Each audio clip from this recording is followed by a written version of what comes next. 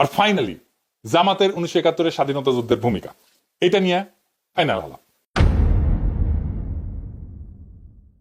জামাতের বিরুদ্ধে অভিযোগ যেটা আওয়ামী লীগ করে, সে একই অভিযোগ করে বিএনপি। আওয়ামী লীগ অভিযোগ করে জামাত নেতারা 1971 পাকিস্তানি বাহিনীর গণহত্যার সহযোগী ছিল। এই গণহত্যার জন্য জামাতই দায়ী। সেই কল্পিত অভিযোগে ফাঁসি দিছে তাদের নেতাদেরকে। সেই একই অভিযোগ করে আজকের দিনে বিএনপি। 1971 সালে আমরা যে স্বাধীনতার যুদ্ধ করলাম পাকিস্তানিদের থেকে বেরিয়ে আসার জন্য, তখন আপনারা শুধু বিরোধিতাই করেন নাই, ওই পাকিস্তান সেনাবাহিনীর সঙ্গে হাত মিলিয়ে গণহত্যা করেছেন। এই কথা বলতে আমার কোনো দ্বিধা হয় না। কিন্তু খালেদা জিয়া সেই বিচার সম্পর্কে কি বলেছিল শুনেন। আমি বলতে চাই, আজকে মুজাহিদি, সাইদি, সাইদি, কামরুজ্জামান, কাদের মোল্লা, এদের সবাইকে তারা মিথ্যে মামলা দিয়ে গ্রেফতার করে রেখে দিয়েছে।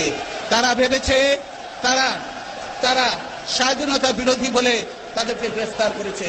আমি বলতে চাই, আজকে তারা যে অবস্থা করেছে, গোপন চুক্তি করে, স্বাধীনতার পরেও যে গোপন চুক্তি করেছে, স্বাধীনতা বিরোধী শক্তি হলো এই আওয়ামী লীগ, হলো স্বাধীনতা বিরোধী শক্তি, দেশের বিরোধী শক্তি হলো এই আওয়ামী লীগ।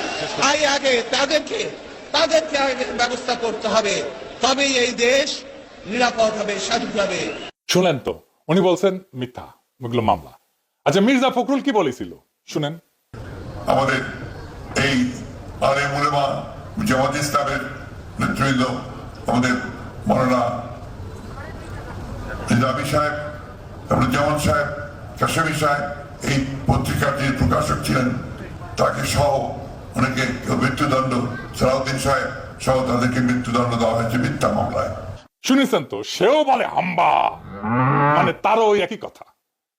আমাদের সময় একটা বিজ্ঞাপন ছিল, এইরকম গরুকে জিজ্ঞেস করে তোমার কি কথা, সে গরু এখন চিৎকার দেয় হাম্বা, তাহলে বড় সেই একই কথা। আর এখন বলে স্বাধীনতার পরাজিত শক্তি মাথাচাড়া দিয়ে উঠতেছে, ওদের নস্বাত করে গণতন্ত্র প্রতিষ্ঠা করবি নাকি। এবার বলে একটা দল গণহত্যা চালাইছিল, মানে জামাত চালাইছিল গণহত্যা। শুনেন, পাকিস্তান আন্দোলন করছিল মুসলমানরা পাকিস্তানের মুসলমান ভাইদের স্বার্থ রক্ষার জন্য, মুসলিম। তখন আপনাদের নেতা মওদুদী এটা বিরোধিতা করেছিল, ঠিক না? আর আজকে আবার 1971 সালে আমরা যে স্বাধীনতার যুদ্ধ করলাম পাকিস্তানিদের থেকে বেরিয়ে আসার জন্য, তখন আপনারা শুধু বিরোধিতাই করেন নাই, ওই পাকিস্তান সেনাবাহিনীর সঙ্গে হাত মিলিয়ে গণহত্যা করেছেন। এই কথা বলতে আমার কোনো দ্বিধা হয় না। জামাত নাকি রাজাকার ছিল, শুনেছেন না? গোলাম আজম রাজাকার, শুনেছেন না? গোলাম আজম রাজাকার ছিল না, পাগলা। গোলাম আজম রাজাকার ছিল না রে বেকুব, ছিল শান্তি কমিটির মেম্বার, ছিল শান্তি কমিটির নেতা। রাজাকার ছিল প্যারামিলিটারি ফোর্স, আমাদের আনসারের মতো। তাদের ড্রেস ছিল, ইউনিফর্ম ছিল, ব্যারাকে থাকতো, রেশন ছিল, আর গঠিত হয়েছিল সাধারণ মানুষকে দিয়া। রাজনৈতিক কর্মী ছিল তারা, মুসলিম লীগ, জামাত না। জামাত তখন এত বড় তৃণমূলের অর্গানাইজেশন ছিল না। আমার কথা বিশ্বাস করার দরকার নেই, বিদেশি নিউজ থেকে রাজাকার দেখেন কারা ছিল, পোশাক আশাক সহ, ওদের দাড়ি টুপি ছিল না, দেখেন।